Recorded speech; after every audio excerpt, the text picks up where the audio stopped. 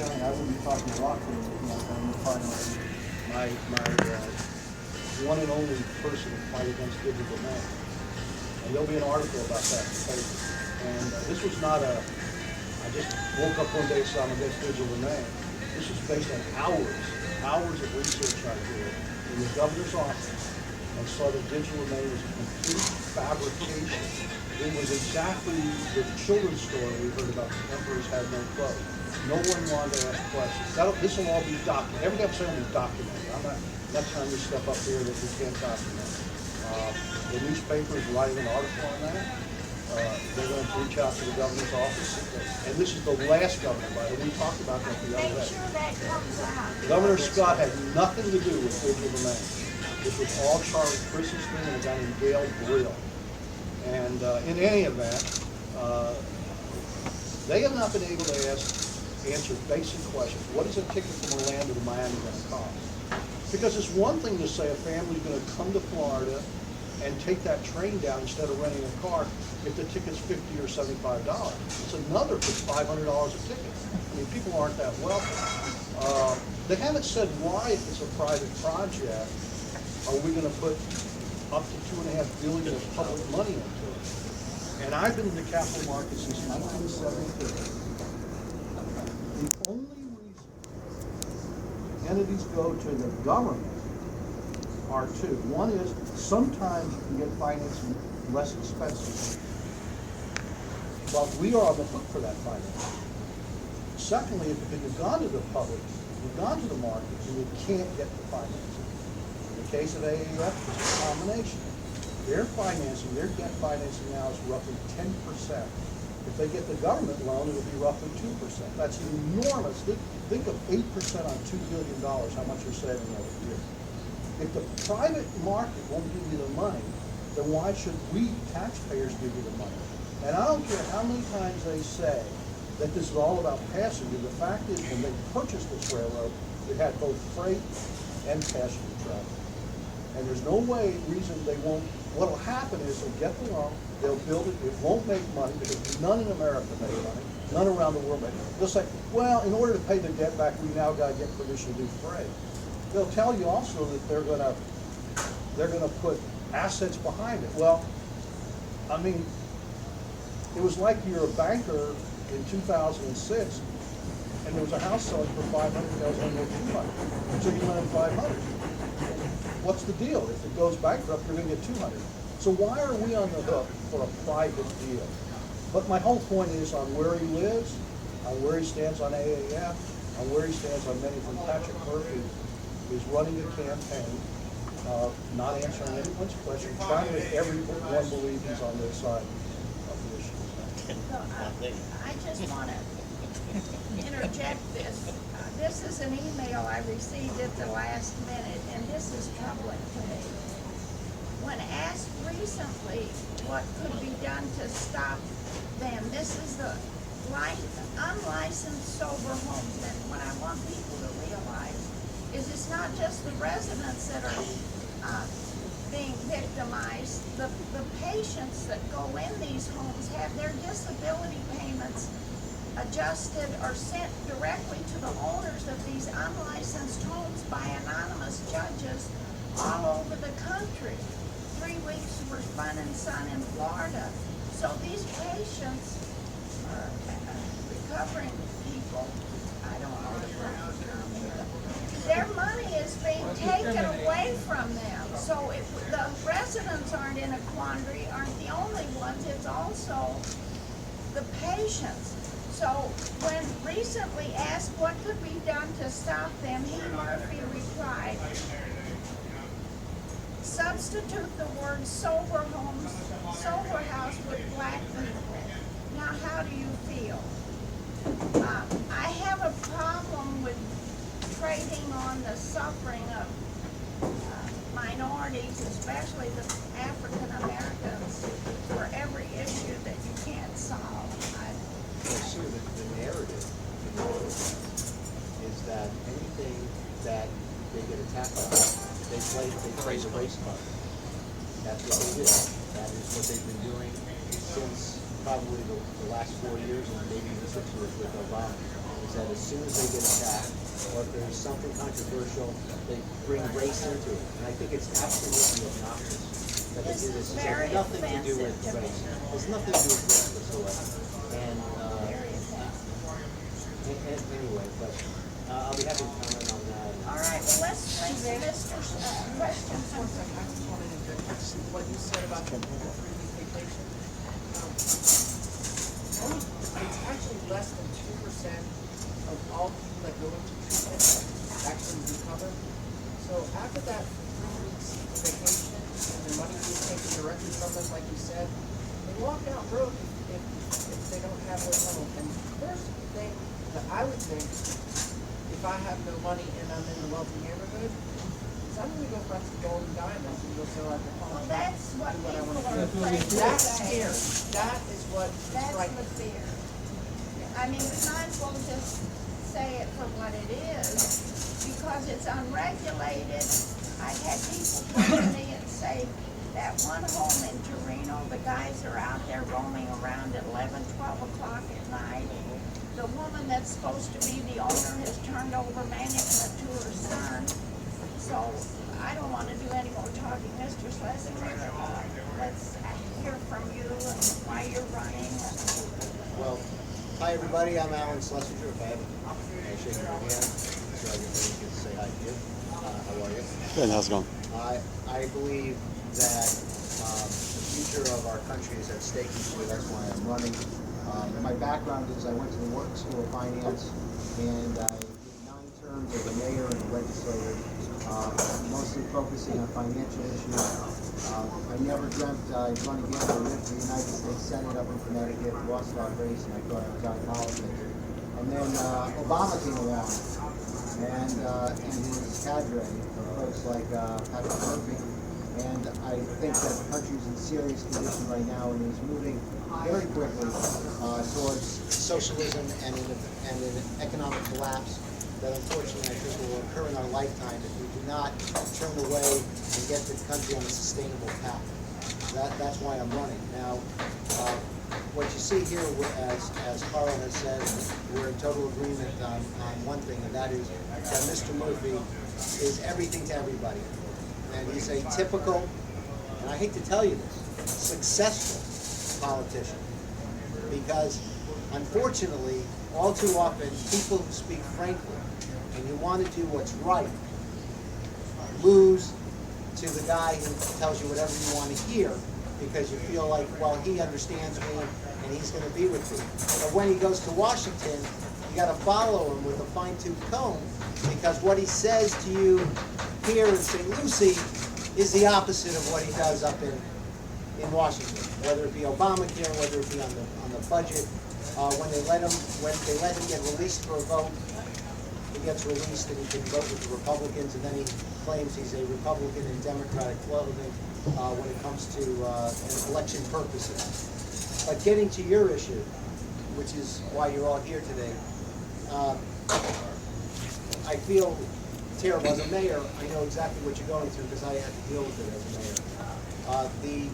The federal Fair Housing Amendments Act that was passed in 1988, which extrapolated on what was passed in the late 60s, allowed for these type of facilities to basically move where they wanted to as long as they fit reasonable zoning criteria, and otherwise you would be accused of being antagonistic or prejudice against folks with disabilities. And the case law is pretty clear, and as you found out recently when they filed a federal action, that especially since this particular situation was an I zone, which is an institutional zone, you really didn't have a leg to stand on in court, zoning-wise, for this particular issue. That's why the city settled, and you are where you are right now. What I would look into is 2 ways of averting this in your community. One is to buy them out so that you will own the parcel. That's the fast, easy way. but it may be too expensive. I mean, who knows what he wants now? I understand he got it on the cheap because of tax A savings. tax sale. Tax sale. Second thing is to fight it wherever there is licensing, if they are going to be doing treatment. Now, if he's doing it as I guess, just a safe house type after recovery, then I mean, you informed me, Sue, that there is no regulation, which I find That's the way I amazing. understand. But if there is no regulations, Carl served in the Florida House, that may be true. I don't know if you can answer that. Is there any regulation? There were two bills in the recent session, both of which did not pass. That would have amounted to self-regulation because somebody's spent $1 million trying to fight this under the ADA law. So no one, well, it's a federal law.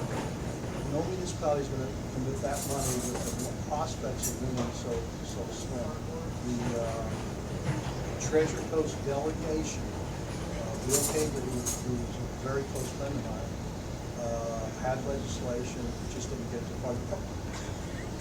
The problem being, it's not widespread enough around the state yet. As it becomes more an issue around the state, the more legislators. But on the books right now, there's nothing for licensing that. Well, I mean, unless it's a medical facility, you would have license. So that's, my question is, if the hook here is if there is treatment. If there's treatment, you might have a hook on the licensing end. And then I understand Linda, what's her last name? Linda Drake. Linda Drake has done a tremendous amount of research in this area and has found that some of the partners of Dr. Toledo have nefarious background. And whenever it comes to licensing, I think it's very important that that be brought out, and maybe that could be a stumbling block to the licensing aspect if there is treatment. But as I understand it, he's not going to do any treatment. You know, you are where you are. I think then the only... Well, I was told they're not gonna do treatment in sober houses. They're not allowed to do anything. All the treatment will be done at the Torino place, at the detox center. So what do? They go to the detox center on the imprimatur of a judge or something? Well, no, you have to have insurance. Your insurance pays for this, or your father pays for it, or somebody. You do not go for free. To walk in Dr. Toledo's office is $300. So he does it for compassion, my eye. Let me just say something in regards to that. Usually how treatment works, you do a 28-day stint. Okay, and that's actually a treatment facility. You see a psychiatrist, they have to return medication, they work on your nutrition, they work on your self-esteem, stuff like that. That's considered treatment. Treatment facility has to be licensed.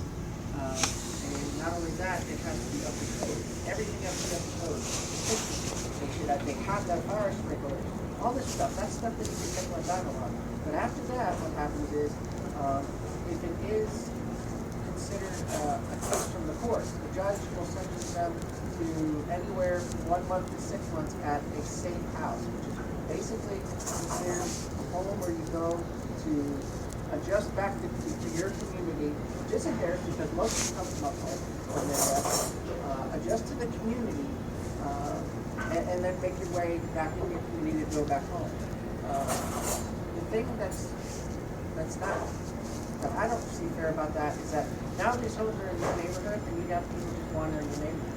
Well, I've listened by the hours. And then I got thinking, what's the other side of the equation? Well, and what I wanted to get to was, once you get to the safe house portion of it, a lot of insurance companies won't pay for that.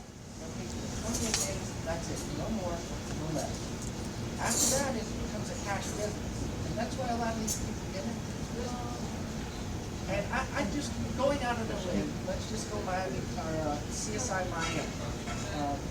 Because I'm in the field and that's the live in Irish City, strip clubs and stuff like that.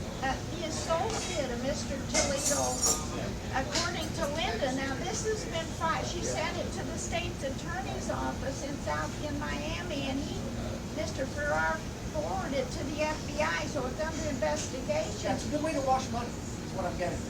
Well, cheetahs 1, 2, and 3. Right, that's what I'm saying. It's a good way to wash cash money by putting it under these homes where a check is written. So now you can have books. I can wash them up.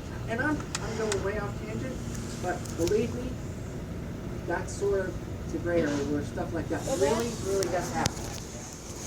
Let's see, is it Mr. Turnquest or? No, I'm independent. My Okay. name's Frank Renee. Are you one of the candidates? I'm No, gonna give you. I am not. Okay. Well, I haven't been asked yet. We keep finding new ones. You know? Would you like to? Yeah. Hold that thought, hold that thought. I think the sober homes and the digital domain up here are, for this end of the district, are what people really wanted to question all of the candidates, and especially the one that isn't here this morning. And so, does anyone else? I want to make a comment. I heard your remark about Murphy made. I think Murphy is involved in this thing. If he had been at city council meeting, both city council meetings, one in September, one in March, he would have noticed that the people in the chambers were probably 30% black. If he watches the tape on the city council meeting and watches the speakers, he'll find out that about 50% of the people that spoke against this thing were black. Where's he coming from? He's at the opposite. He's at the wrong end.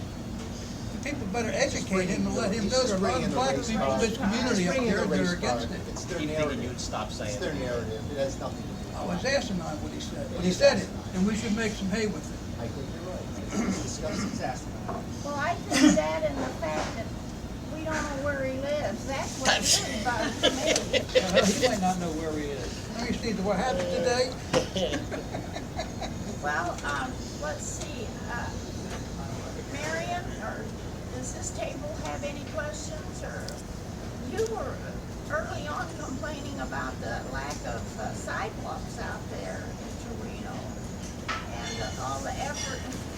I think that's a major issue with the entire city, completely. Not only just Torino, but Here comes Councilman. And Mr. Is Mr. Turnquest?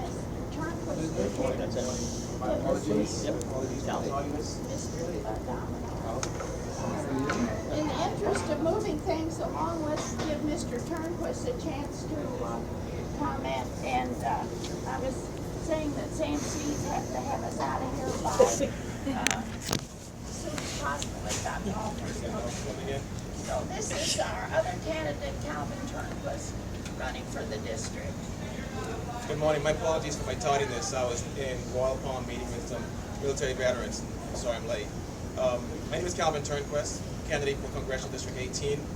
And I was born in the Bahamas, came here as a legal resident under a student visa 25 years ago. I attended the University of Miami, and I got my degree in chemistry there. I met my wife there, and we've been together for 23 years.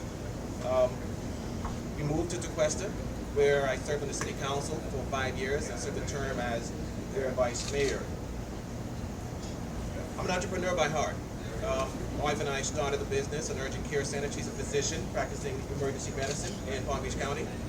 And I opened up a wellness center geared for 35 and older.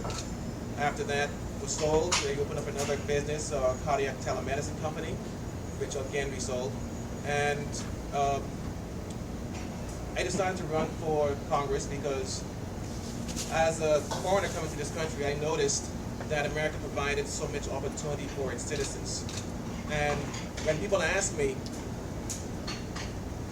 do you believe in the American dream? I said, yes, I am living it. As an immigrant boy at age 19 coming to America, I followed that beacon that says, if you come here, you can aspire to do anything and be anything, as long as you follow and play by the rules, which I've done. And I would have never thought that coming here as a student that I'll be in front of you today saying that I'm a candidate for U.S. Congress. Never before, coming from the Caribbean, has anyone aspired to do this. So here I am today, hopefully about to make history, and hopefully being your congressman for the next term. Calvin Turnquest, thank you. We're just taking questions from the audience, and it's just a free. Mr. Guest. Suzanne, I know we have a lot of local issues such as sidewalks and safe housing. Basically, from a national standpoint, which is where these gentlemen are all running for, my question is, we have an out-of-control fourth tier of government, which is the bureaucracy. People who are outside the House, the Senate, the judiciary, and the executive branch. And basically, they're running our country into the ground. Now, I realize as a freshman representative up there, you don't have a lot of power. But on an overall scenario, how would you go about trying to chip away at that big block of land? Whoever wants to take it.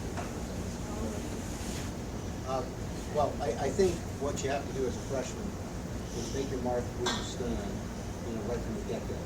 I think I've told you before, my first bill is going to be to repeal congressional pensions for Congress under Social Security like the rest of us, so that they get a message, okay? That's just to set the tone, okay? What we need to do as a freshman, and there probably won't be that many freshmen, because I think the Republicans will do very well, and most of them are going to out. But those freshmen, certainly on the Republican side, need to get together and cite examples of this ridiculous fourth branch of the government. What has recently been uncovered was members of the EPA, which have been so aggressive in their regulations, so against business. Now we find out that many of them have not even shown up to work in 5 years and have gotten a paycheck. It's such a racket that they have going on. And by the way, this is not small stuff. This is big money. The average federal employee makes $140,000 a year.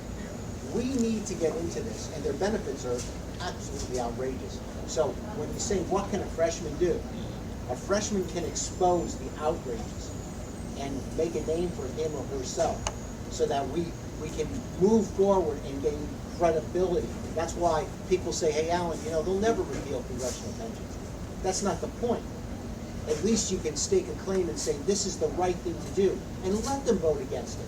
Let them not take it up in committee and say, you see, they don't want to change. And then you have the opponents in the next cycle of the election say, this individual, whether it's a chairman of a committee or whether it's a ranking member of a committee, was solidly against removing congressional pensions, solidly against getting into this fraud of people that are working in the bureaucracy. This is how I think you gain recognition and you're able to start to move the football. Any one of us up here knows, because we've all been involved in government, that as a freshman, we're not going to change the world. But we can move the football. There have been many freshmen that have done that. As a matter of fact, I know it's in the Senate, but Obama was a freshman and he ran for the United States presidency and actually pulled it off. So freshmen can have an impact. Unfortunately, Obama's impact has been totally negative to this country. I can't cite one thing that I think he's done positive other than removing from the world Osama bin Laden. Other than that, I can't think of anything that comes to mind that has helped the country, only actually hindered or hurt the country. So I think freshmen can have a major impact. We've seen that with 2010, when the freshmen had a major impact in Congress. I think we can do it again, but we have to stake a claim, and what you bring out in the bureaucracy is what I really want to use as my forefront when I get to Washington in January. Now, based on your statement, people are receiving paychecks for 5 years, never showed up for work. That's correct. That's called fraud. That's correct. Okay.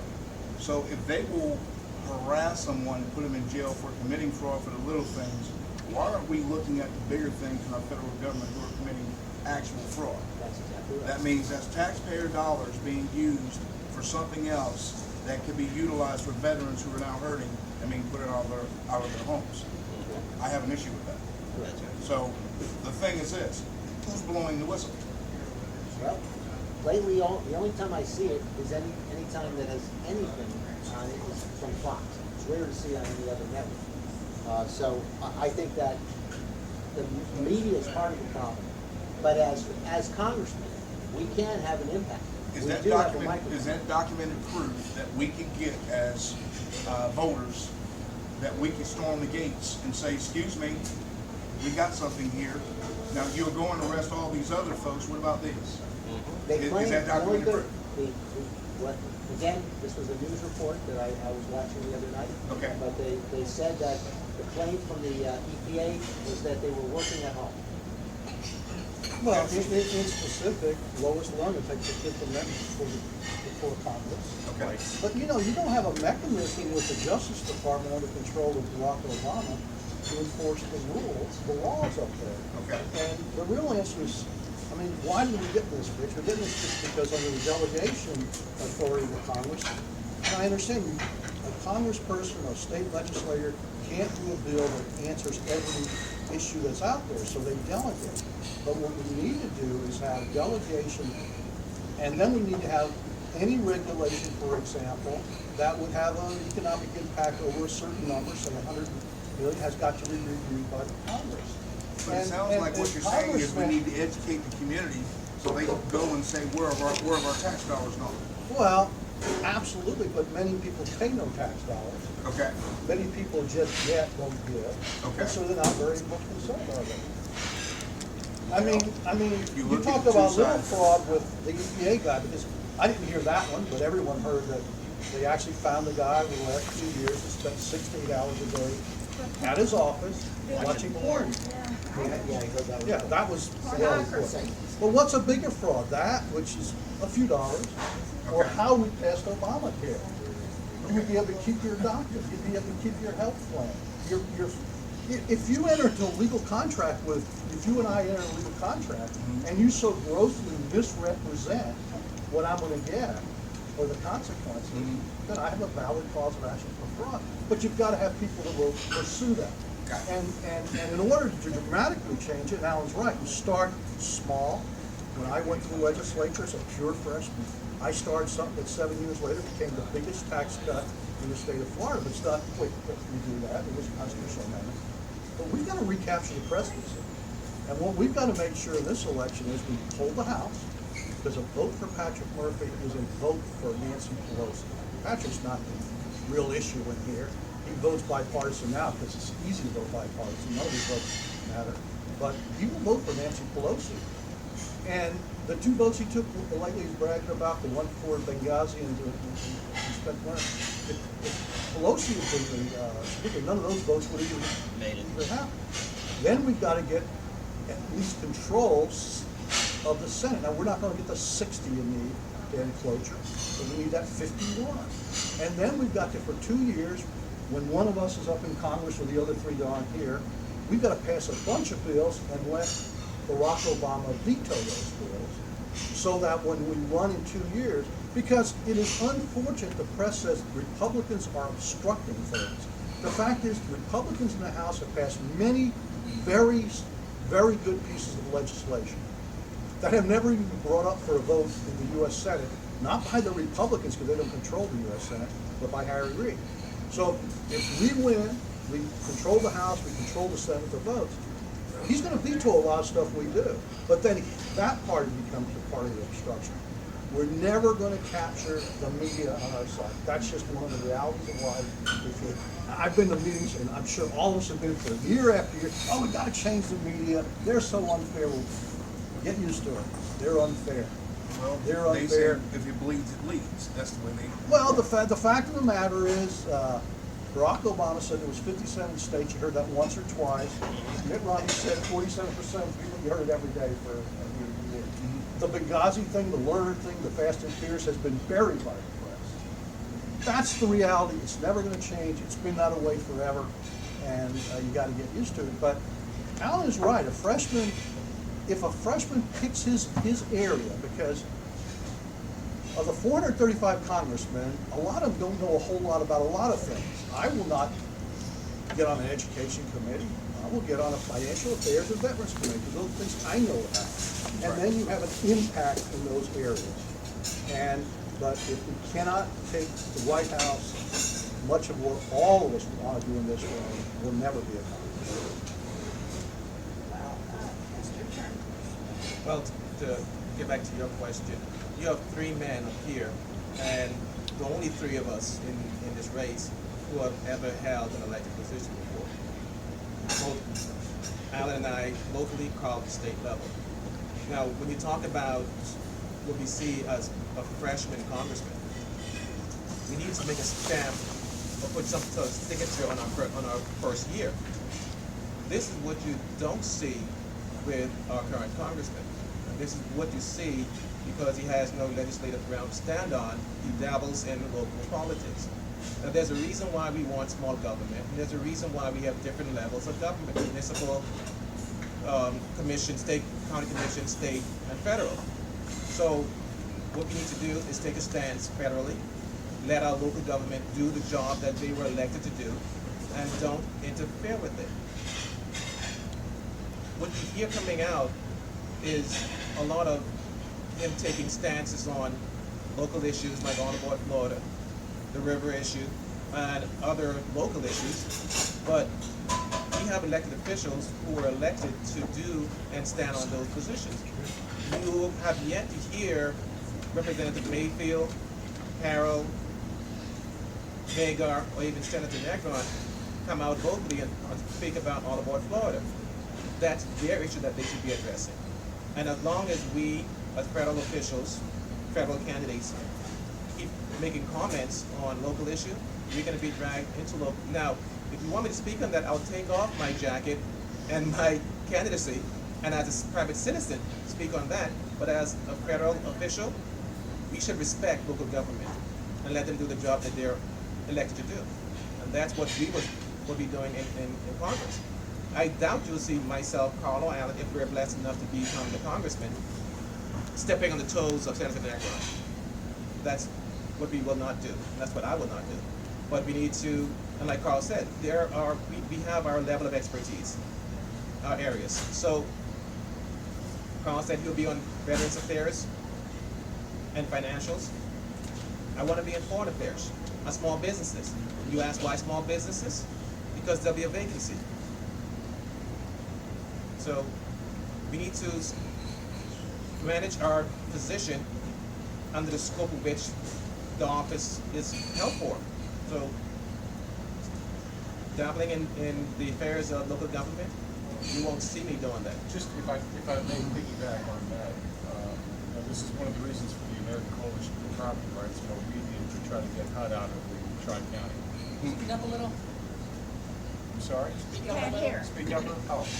This is one of the reasons why the American Coalition for Property Rights, who fought 750 plan regionalization of our area and basically got it out of the Tri-County, got involved because we believe that we have lost our state sovereignty, and consequently we've lost our home rule. When the federal government begins to come into our area and dictate to us what our zoning and planning laws are going to be, and how we're going to run our lives, and they're going to make the decisions on the private property rights of the citizens in our area. This is something that's always worth fighting about. And if the federal government would stay with federal issues and let home rule take care of, which I believe all of you are definitely for, we will support you in any way we can on the issues that you take up, especially if it's going to be to start chopping away at the fourth tier of government, the bureaucracy. Because if we don't get rid of the bureaucracy, we will become part of it eventually. It's just going to suck us all in. So, and they're well along the way. So, excuse me? Until the economy collapses. That is the objective, is for the economy to collapse. How do you affect the economy? You get right into energy, because once you control energy and reduce energy, you stop your manufacturing base. And once you do that, the economy begins to collapse. I'm not running for anything, so anybody else have a question? Maybe you Does somebody have a question? Well, in the interest of the restaurant that's been so nice to us, shall we adjourn, and then if the media want to question the candidates, or we can be outside or in the lobby. I don't want to interfere with Sam State because this meeting. I just want to say, last night, Mr. Murphy appeared at the Martin County Taxpayers Association, $55 a plate. So that's a very screened or filtered audience. One of the reasons I wanted to get together with the taxpayers out here is I got a big thing about legal women voters type debates, quote unquote. I don't see them as debates because you have to fill out a card and give it to a moderator or a screener who then in turn feeds those questions to whomever she wishes. And I backed a candidate for the mayoral candidacy out here several years ago. The incumbent got the powder puff questions, which the local newspaper promptly then endorsed because the new guy didn't quite answer it the way the editorial board wanted. And I said, I got thinking, I'm not comfortable with that. I wanted the voters to see all of us up here, and unfortunately not many of them came from the area. But I also sense that, I hate to say this, but I think people have just almost given up. Why come out to the meetings? Why vote? Our vote never counts. They will do whatever they want anyway. And that's something, you know, you gotta keep plugging away at. But I wanna thank all of the men that came out here with their assistance. It's really kind of you to come all this way. We're sort of at the north end of this district. And, Well, thank you for inviting us. if you want to question them individually, I know we have some of the people here from the media. We can adjourn to the lobby or outside, but let's keep plugging away. This is going to be a very landmark election in November, probably one of the most important our country's ever known. If I may say, if any of you have any questions or you have friends that have questions, I'm sure all of us will give you our telephone numbers, and I can give you my card, and you can call me. My aide is going to... I want people to know who they can talk to. Please call your friends. If people do come out, maybe they were busy or something. If they have a question, please tell them they can call us. Thank you so much for coming. I appreciate it.